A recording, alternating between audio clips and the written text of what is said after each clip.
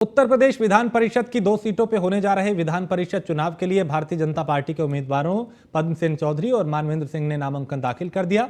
विधान परिषद में निर्वाची अधिकारी के पास पहुंच के दोनों ही प्रत्याशियों ने नामांकन दाखिल किया। इस दौरान सीएम योगी और दोनों उप मुख्यमंत्री उनके साथ मौजूद रहे और साथ ही बीजेपी और गठबंधन के विधायक मंत्री भी इस दौरान अपने प्रत्याशी का समर्थन करते नजर आए। नामांकन के दाखिल करने के बाद पद्म सेन और मानवेंद्र ने जीत का दावा किया।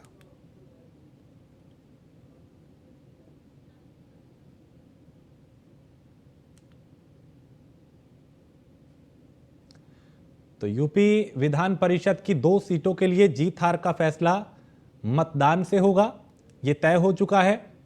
और दिलचस्प बात यह है कि दोनों सीटों के लिए अलग अलग सभी विधायक मतदान करेंगे, क्योंकि दोनों सीटों का नोटिफिकेशन अलग अलग हुआ है। ऐसे में सत्ताधारी दल का पलड़ा जो है वो भारी माना जा रहा है और विधान परिषद की दोनों सीटें लक्ष्मण आचार्य के इस्तीफे और बनवारी लाल दोहरे के निधन से खाली हुई थी, जिस पर बीजेपी ने मानवेंद्र सिंह और पद्म सेन को अपना उम्मीदवार बनाया है। तो बनवारी लाल दोहरे के निधन से दूसरी सीट खाली हुई थी। दोनों सीटों का अलग अलग चूंकि नोटिफिकेशन हुआ है, इसलिए एक सीट पर 2 प्रत्याशी और 403 मतदाता होंगे। मतदान में ज्यादा वोट पाने वाले को विजेता घोषित किया जाएगा और चूंकि ये उपचुनाव है, इसलिए इसमें समानुपातिक मत नहीं बल्कि स्वतंत्र वोटों के आधार पर फैसला होगा। यहां जानना यह भी जरूरी है कि बीजेपी गठबंधन के पास 274 विधायक हैं, जबकि सपा गठबंधन के पास 118 सदस्य हैं। वहीं सुभाषपा के 6, बीएसपी के 1 और कांग्रेस की और जनसत्ता दल के 2 सदस्य हैं।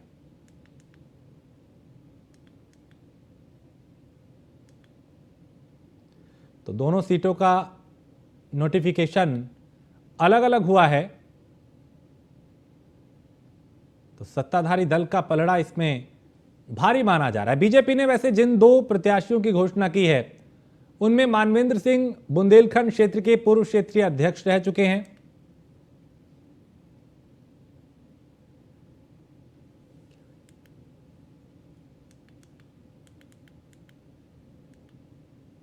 और बात अगर आगे करें, चूंकि 2 बार एमएलसी रह चुके हैं वो और 1980 में बीजेपी के जिला अध्यक्ष हो रहे।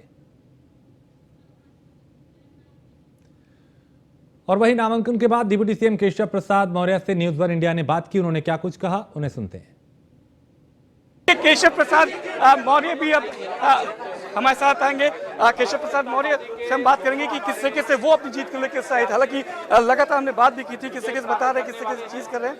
और अब जिसे सुरेश खन्ना जिससे बता दें कि हम अपनी जीत के साथ उत्साहित हैं। और अब माना जा रहा है कि जिस तरीके से अभी खुद सुरेश खन्ना का कि दोनों सीट पे एक जो प्रत्याशी दो वोट करेंगे, तो दोनों सीटों पे वोट होंगे। 403 जो विधायक हैं वो वोट करेंगे और संख्या बल के आधार पर वो 100% 200% नजर आएंगे। सर, अपनी जीत के लिए कैसे उत्साहित?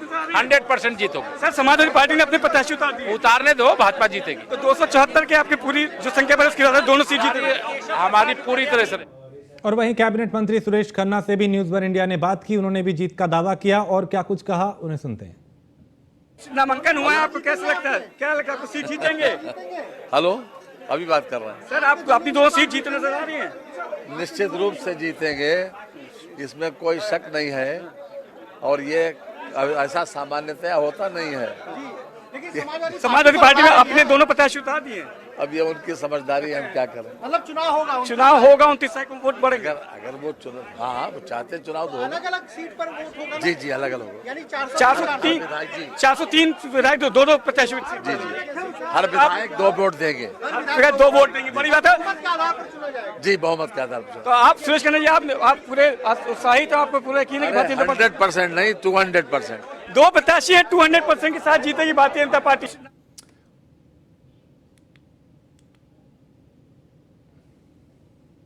और योगी सरकार के मंत्री राकेश सचान से भी न्यूज वन इंडिया ने बात की। उन्होंने क्या कुछ कहा, उन्हें सुनते हैं।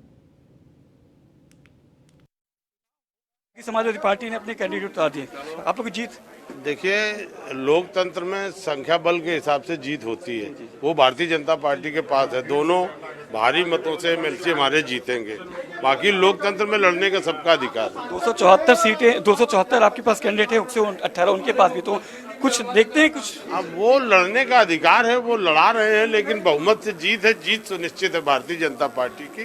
दोनों एमएलसी भारतीय जनता पार्टी के जीतेंगे। दोनों में से भारतीय जनता पार्टी की जीतेंगे कहना है आगे सचाने का, क्योंकि जिस तरीके से राकेश जी आप लोगों ने निकाय चुनाव देखा था, अब विधान परिषद के चुनाव होने जा रहा है, माना जा रहा है कि 2024 के आगाज आप लोग का बढ़िया हो रहा है। देखिए, निकाय चुनाव में 17 नगर निगम के चुनाव भारतीय जनता पार्टी जीती और बहुमत में हमारे नगर पालिका परिषद भी हम लोग 80% 85% जीते, नगर पंचायत भी जीते और बड़ा चुनाव था।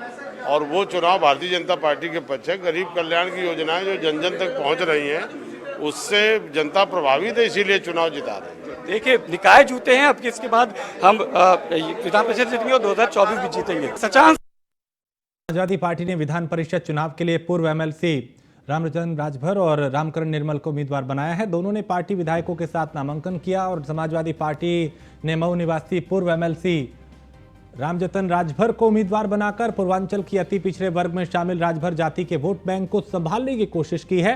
तो दूसरी तरफ कौशाम्बी निवासी रामकरण निर्मल धोबी बिरादरी से हैं। निर्मल के जरिए पार्टी नेतृत्व ने युवाओं को खुद से जोड़े रखने की रणनीति बनाई है।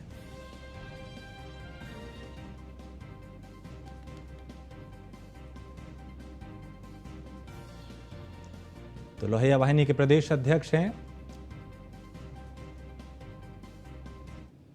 करें उसके बाद बताएंगे। तो जीत आप लोग सुनिश्चित माने हैं? वो बीजेपी ने 274 की अपनी बता रहे कि हमारे पास सीटें हैं। नामांकन हो जाए उसके बाद तो ये विधायकों को वोट डालना है और माननीय विधायकगण तो मुझे उम्मीद है कि समाजवादी पार्टी के ही प्रत्याशियों को वोट देंगे। बीजेपी कह रही क्रॉस वोटिंग होगी आपकी तरफ से सर, उनके पक्ष में।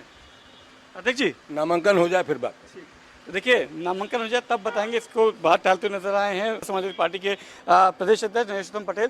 अपने नामांकन के गए हैं और जब उनसे क्रॉस वोटिंग के लिए पूछा गया तो हालांकि जवाब निकाल दिया है कि जो भी कुछ होगा नामांकन के बाद वो बात करते नजर आएंगे। वीडियो जर्नलिस्ट अमित सानी के साथ मनीष मिश्रा, न्यूज़ इंडिया। उत्तर प्रदेश में विधान परिषद का चुनाव होने वाला है। आपको बता दें, एमएलसी की 2 खाली पड़ी सीटों पर अब सपा भी अपने प्रत्याशियों का ऐलान करेगी। इस वक्त सपा कार्यालय में सभी विधायक मौजूद है, बैठक चल रही है और जल्दी प्रत्याशियों के नाम का ऐलान होगा। क्या लग रहा है, कौन हो सकते हैं प्रत्याशी? समाजवादी पार्टी विधान परिषद के चुनाव में दोनों पदों पर अपना नामांकन कराएगी। माननीय निर्मल जी और माननीय राजभर जी का नाम लगभग तय हो गया है, लेकिन अभी राष्ट्रीय अध्यक्ष जी उसकी घोषणा करेंगे। हम सभी लोग जाकर के विधायक लोग उनका नामांकन कराने का काम करेंगे और भारतीय जनता पार्टी से समाजवादी पार्टी संघर्ष करने का काम कर रही है। समाजवादी पार्टी ही भाजपा का विकल्प है, ये दिखाने का हमारा उद्देश्य है। मनोबल बढ़ाने के लिए अखिलेश जी जाएंगे क्या? नहीं, विधायक लोग जो पार्टी की ओर हैं वो सब लोग जाकर नामांकन कराएंगे विधानसभा के अंदर। और माननीय राष्ट्रीय अध्यक्ष से हम लोगों ने खुद ही कहा है कि आप नामांकन करें, आप कार्यालय पर रहिए, हम लोग जाकर के नामांकन करेंगे। तो ये पूरा धांधली करके चुनाव हुआ था और नगर पालिका और नगर पंचायत में समाजवादी पार्टी चुनाव जीती है। जहां भारतीय जनता पार्टी के सांसद थे, कई जगहों के ऊपर जहां बीजेपी के एमपी थे वो चुनाव हारे हैं। बहुत बहुत धन्यवाद रविदास मल्होत्रा जी। तो देखा आपने कि किस तरीके से साफ तरीके से सपा विधायकों का कहना है कि नगर निकाय चुनाव में धांधली हुई है। तंत्र में संवैधानिक हमारा दायित्व है और विपक्ष को मजबूत रखने के लिए चुनाव लड़ना आवश्यक है, जिससे हमारे जो विधायक हैं उनका भी अभिमत आना चाहिए। हार जीत लगी रहती है। आज निकाय चुनाव के परिणाम की भी समीक्षा होने की बात हो रही है। ऐसी कोई सूचना का चुनाव जो रिक्त हुआ है संभवतः उसी लिए बुलाया गया है और उसी की प्रस्ताव क्या पर्चा दाखिला में हम लोग जाएंगे। विधायक जी, कौन प्रत्याशी है? ये तो निर्णय समाज पार्टी के राष्ट्रीय अध्यक्ष जी करते हैं और हम लोग उसके प्रस्ताव हैं। अभी आपको मालूम हो जाएगा उनके माध्यम से। क्या अखिलेश यादव जाएंगे नामांकन कराने? अभी तो मामला राष्ट्रीय का पिछड़े प्रत्याशी हैं दोनों, जो हाँ दलित है, पिछड़ा है। और हम आशा करते हैं कि सत्ता पक्ष के वोट भी हमारे साथ आएंगे, क्योंकि ये उपचुनाव है। सत्ता पक्ष के लोग भी बहुत नाराज हैं। अभी वैसे ही इस चुनाव में उनकी दूरी खातिर हो जाएगी। 2 टाइम का खाना मिल जाएगा उधर, मुख्यमंत्री कुछ काम करेंगे लोगों के, अगर ऐसे ही चुनाव हो जाता निर्विरोध तो उसमें विधायकों का मजा नहीं आता। हमारा हो या ना हो, सत्ता के पक्ष का जरूर फायदा होगा। सत्ता के पक्ष के भले के लिए चुनाव हाँ, नहीं हम तो जीतने के लिए लड़ रहे हैं, लेकिन उनकी टहल तवज्जो नहीं उनकी टहल तवज्जो हो जाएगी, थोड़ा उनकी खातिरदारी हो जाएगी। मुख्यमंत्री जो नहीं मानते, क्या विधायक तोड़ के लाएंगे उनके विधायक? हाँ हमारे साथ आएंगे, उनके विधायक जाहिर बात अगर निष्पक्ष होगा, भाई व्हिप जारी नहीं होगा तो हमारे साथ आने की प्रबल संभावना। प्रत्याशी आएंगे वो आपके सामने बहुत जल्द आ जाएंगे, उनका नॉमिनेशन होगा जी। समाजवादी पार्टी विधान परिषद के दोनों सीटों पर अपना प्रत्याशी लड़ाएगी। लेकिन आंकड़े तो पक्ष में नहीं है, बहुमत नहीं है सपा के पास। राजनीति जो है कभी वो संख्या बल से ही नहीं होती, समीकरण से भी होती है जी। और हमें पूरी उम्मीद है कि जो हमारे प्रत्याशी समाजवादी पार्टी के प्रत्याशी जो कमजोर परिवार से आ रहे हैं, समाज के अति पिछड़े वर्ग से आ रहे हैं, लोग दिल की आवाज पर उसको समर्थन करने का काम करेंगे। क्या मैसेज है? नहीं, कोई मैसेज नहीं है। मैसेज ये है, समाजवादी पार्टी गरीब की, पिछड़ों की, दलितों की और समाज के अंतिम पायदान पर खड़े व्यक्ति की राजनीति करती है, और ऐसे व्यक्ति को बढ़ाने का काम हरदम आदरणीय मुलायम सिंह जी ने किया, और वही काम आदरणीय अखिलेश यादव और समाजवादी पार्टी कर रही है। क्या नामांकन कराने अखिलेश यादव जी जाएंगे? नहीं, ये तो मैं नहीं कह सकता अभी, लेकिन हम सब लोग जाएंगे, प्रत्याशी आएंगे। यूपी निकाय चुनाव में करारी हार के बाद बसपा सुप्रीमो मायावती ने गुरुवार को लखनऊ स्थित पार्टी मुख्यालय पर सभी छोटे बड़े नेताओं के साथ बैठक की। उन्होंने कहा कि वोट हमारा राज तुम्हारा नहीं चलेगा का अभियान गांव-गांव तेजी के साथ चलाया जाए। स्टेट कमेटी और सभी 18 मंडलों में जिलों के पदाधिकारियों की बैठक लेते हुए मायावती ने कहा कि अब लोकसभा चुनाव की तैयारियों में मशीनरी लक्ष्य के साथ लगन से जुट जाना है। और उन्होंने निकाय चुनाव की जिलेवार समीक्षा की और फीडबैक लिया। कहा कि चुनाव में बीजेपी और समाजवादी पार्टी ने साम दाम दंड भेद जैसे घिनौने हथकंडे अपनाए हैं। बीजेपी ने सरकारी मशीनरी का दुरुपयोग करते हुए दमन की कार्रवाई की है। वोटर लिस्ट में गड़बड़ी की शिकायत रही।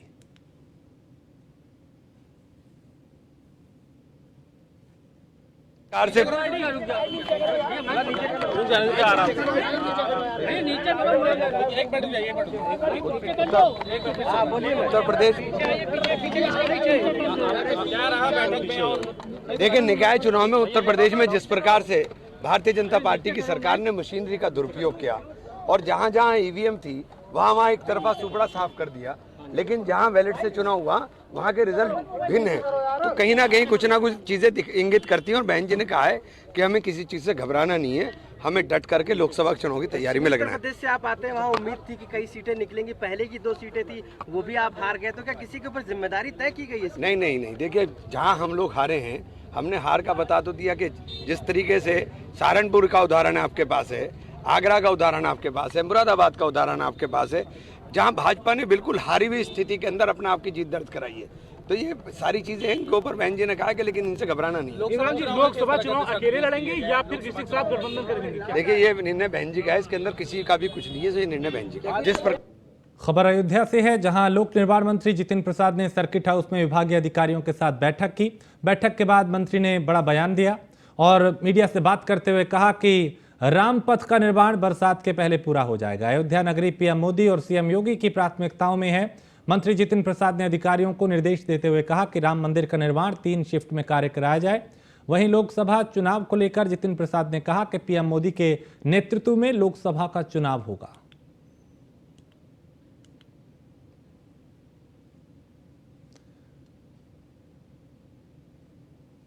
और पुलिस कमिश्नरेट गाजियाबाद को थाना लोनी और थाना ट्रोनिक सिटी क्षेत्र से अलग करके एक नया थाना अंकुर विहार मिला है, जिसे 19 मई को क्रियाशील किया जाएगा। ये जानकारी पुलिस प्रवक्ता के द्वारा दी गई है। दरअसल उत्तर प्रदेश शासन द्वारा शांति व्यवस्था को सुदृढ़ करने तथा अपराध पर और अधिक प्रभावी तरीके से अंकुश लगाए जाने और महिलाओं जनमानस को और अधिक सुरक्षित वातावरण प्रदान करने के उद्देश्य से नए थाने का निर्माण किया गया है।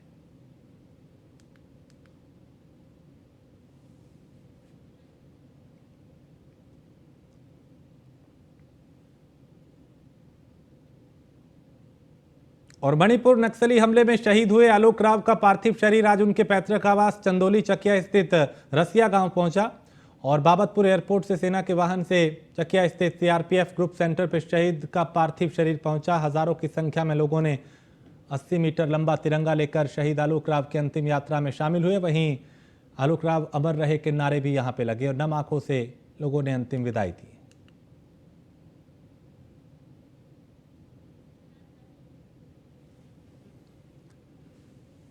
और हापुड़ में दिन दहाड़े दिव्यांग सरकारी अध्यापिका के घर लूट की वारदात से हड़कंप मच गया। बुजुर्ग महिला को बंधक बना के बदमाशों ने लूट की वारदात को अंजाम दिया।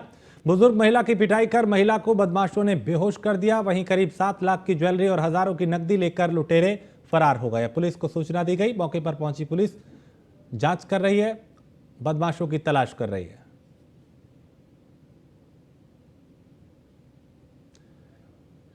खबर बाराबंकी से है, जहां बड़ूपुर थाना क्षेत्र के चंदोली गांव में एक विवाहिता की संदिग्ध हालात में मौत हो गई।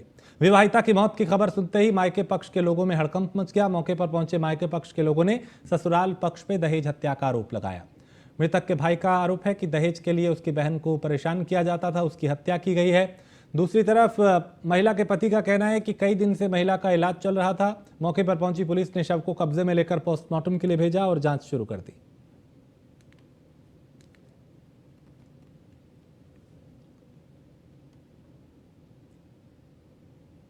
और तेज धूप और गर्मी को देखते हुए शासन के निर्देश पर जिला प्रशासन ने प्राइमरी स्कूल को बंद रखने का निर्देश दिया है। वहीं इस आदेश की धज्जियां उड़ाते हुए गैर मान्यता प्राप्त प्राइमरी स्कूल जनपद में धड़ल्ले से संचालित है। मामला गाजीपुर के मरहद ब्लॉक के MMD पब्लिक स्कूल का है, जहां स्कूल खुला हुआ है और अब इस बात की जानकारी लेने के लिए स्कूल प्रशासन ने बात की गई तो कोई भी कुछ बोलने को तैयार नहीं।